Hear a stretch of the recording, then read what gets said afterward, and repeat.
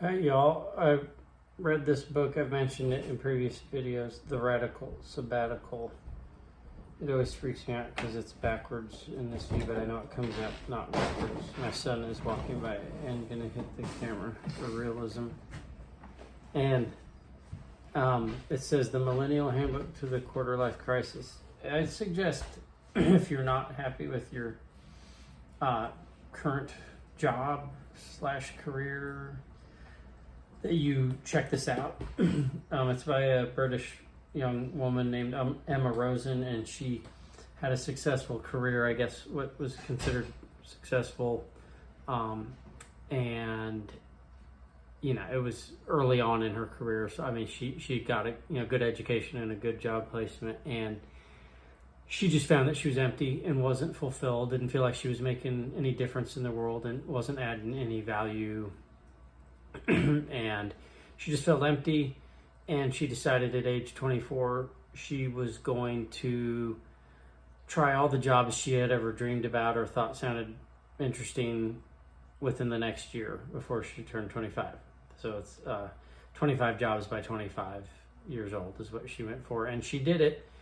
She got like temporary short-term placements, part-time contract, freelance type work, and she basically just talks about the journey, about getting out of the job she was feeling empty in, and about how she goes about getting these 25 short-term placements, which involves a lot of networking, hundreds of cold contacts. A few of them she got through people she knew, but she had to just reach out to people, send letters. And one of the main things I thought was interesting, she gets into some details on social media, specifically LinkedIn.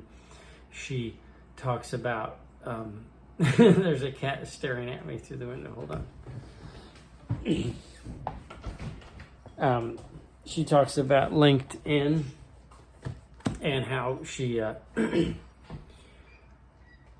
guess, got the premium account for you get free for 30 days or something. So she did that, and then she did a lot of research and found people that were in careers or jobs that were on her list of ones she thought were interesting, and she reached out directly to those people, because when you get that premium account or whatever, you can message these people directly, I guess, when you do that. And then she asked them out for coffee, I guess is what. So I'm assuming they were all in her area, but I guess it sounded like she did do some of them virtually, but she basically did like an informational interview, which is a thing I've heard of in networking things that I've read before and talked to people about. So at the end of it, she would give like what she calls the elevator pitch, where she'd give like a 30-second argument, essentially, was to why she should, what she's wanting to work temporarily with them, and to try to get them to allow her to do that. And so and these were all jobs she like dreamed about, ever since a kid. It wasn't anything that she felt like she was supposed to do. It was just things she thought would be fun and fulfilling, like being an archaeologist or a travel blogger, or so I think was one of them. But so it's all this stuff that she thought would be fulfilling, and she actually did some real world work with it, meeting people and getting to actually try some of them out, some for 2 weeks, some for a day or a few, or some for 1 week. And she ended up making a lot of contacts through this, and at the end of it, she she's doing her own business, essentially. She's doing contract work, writing about things, and writing about, her passion is like education, and making this kind of stuff part of children's education, like the careers portion of children's education. She talks about how the education system isn't really helping anyone to get careers going. It's like you just go through all this school and jump through all these hoops and memorize all this stuff, and then it's like, okay, boom, good luck, now go be a barista or whatever it is. And there's nothing wrong with being a barista, but it's just, you see people with master's degrees doing that kind of stuff. So it's, I know I didn't use my degree explicitly. So there's something wrong, and there's something broke. And she also talks about how the world of work is there's a problem. It's getting harder and harder to make a living the same type of living that our parents and grandparents made, to buy a home and so forth. And they're expecting more and more out of you at work and giving you less and less. The purchasing power parity, or the purchasing power, is going down steadily. Inflation basically going up. So this was for UK, but I think it pretty much is the same here, maybe even worse in the US. So probably applies to a lot of the Western world, like Australia, South Africa, places like that. So, and Europe. But so she went out and did all this, and she ends up, now she's just does contract and freelance work. By trying all these jobs she liked, she was able to figure out, okay, this and this and this and this is what I really want out of work, and this and this and this is what I don't want out of work. It's less vague than, oh, I just hate my job, or it gives you some concrete things to know what you want to pour yourself into and where you want to specialize. And she talks about the concept of a portfolio career, where you have a breadth of knowledge instead of a depth necessarily as much. Not that you have no depth, but and that's not negative. That's not, and she talks about how going forward that's going to be a real asset as more and more traditional jobs start to go away, and people are going to be required to make more and more career changes. And I know I've had to do a lot of career changes even in my life, and I'm not a millennial, but this book resonated a lot with me, and it's supposed to just be for this younger generation, but I'm Gen X, and I can relate a lot to it. So it's basically taking charge of your career.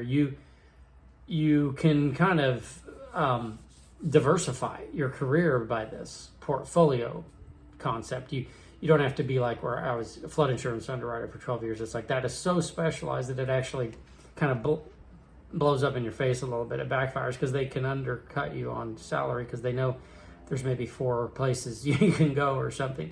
And so as long as they're all, and the thing is, it doesn't translate well to other industries. At least it's not understood well enough by other types of insurance for them to readily say, oh, you're a flood insurance underwriter, let me hire you. I've realized there is at least one place like that my wife is going to try to get into. Anyway, it gives you more safety, this type of portfolio career. You're not just putting all your eggs in one basket, and it allows you to take charge of it more. And this contract and freelance type of work is just kind of more of that concept. You're more in charge of it, and she actually makes more money now. And this isn't just her that says this.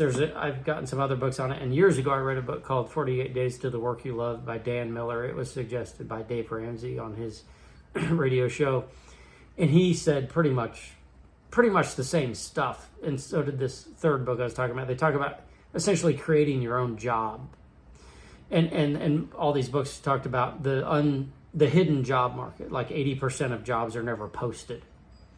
There's jobs there, but they're not necessarily always advertising them, and they tend to go to people that know people in the company, and it's never even posted.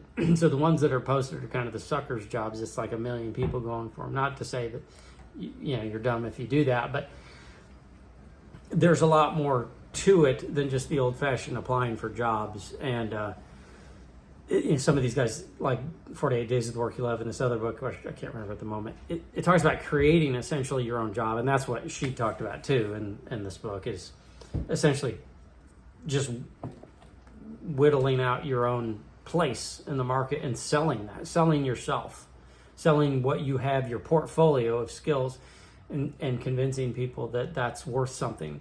And I think that's the biggest takeaway for me, is that, and I've talked about this in my other videos, is you really got to believe in what you have to offer. Don't poo-poo the things that you know and have learned and done, and the skills you've taken away from that. Really take a hard look at what skills you've got. Even if you're a young person and you haven't had a job yet, or you just had some little jobs, think about things like, what did you do? Did you do leadership? Did you take initiative? Did you have to learn a lot of stuff at one time? Do you have to do a lot of things at one time? That's multitasking. I'm not a huge fan of that, but just look at things, the strengths you have, even from being in sports teams or clubs, or even just, heck, even things you've done online. Well, I know how to use, I'm proficient with making YouTube videos, for a kid, or I'm proficient with operating whatever software like Discord or hosting these things.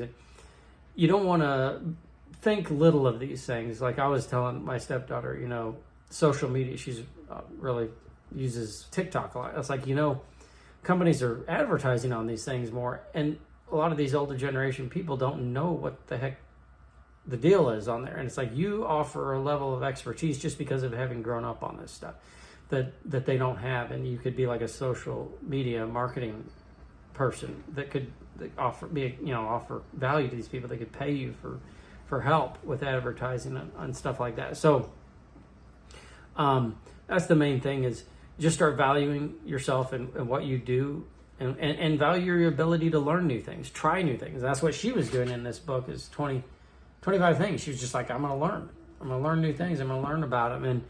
And just believe in your ability to learn new things. And if you persist and you're not afraid of, don't worry about what people are going to think about you, and you can develop this portfolio full of stuff, even stuff that you just do for fun, as a hobby. And don't be afraid to pour yourself into the things you love, and don't just poo-poo it. Collect a portfolio of information about it, and you can use that to sell yourself. And so I'm hoping to try to kind of follow her footsteps. I'm not saying 25 jobs in a year, but we'll see what we do. I've already sent some letters out to people, but I got to do more work on this. And a lot of it's just major networking, just not being afraid to talk to people, getting a business card, just getting out there, doing new things, meeting new people. And lastly, the money. There's money involved with it. Of course, she talks about it. She saved up, and I think she said she moved in with her parents temporarily, which a lot of people her age are having to do. And I've done that in the past. Don't worry, parents. I'm not saying that's what's happening. So she also just talks about doing it weekends and evenings. And when you're young, you have more energy to do weekends and evenings. I'm a little fortunate in the sense that I was laid off, so I have this time to work on all this stuff while I'm getting unemployment. And so that is my review of the book. I would say, yeah, it's worth a buy if you have ever had that Sunday night feeling when you think about going to work Monday. It's very interesting, and I think it could be a way that we all have to start looking at work. This portfolio career idea. I think that the old 9 to 5 job, depending on a paycheck every 2 weeks thing, may not be around indefinitely, and maybe the next generations, or kids and grandkids, need to think more along these lines. And it's kind of like, almost, it reminds me of going back in time. People didn't have jobs weren't really a thing. It was like, well, you had skills, and what could you do, and how could you support yourself, and you could go around and get odd jobs, or you could be a farmer and grow your own food, or maybe you had a trade. But anyway, I'd say it's worth a read. So I hope this helped you. Thank you very much for watching.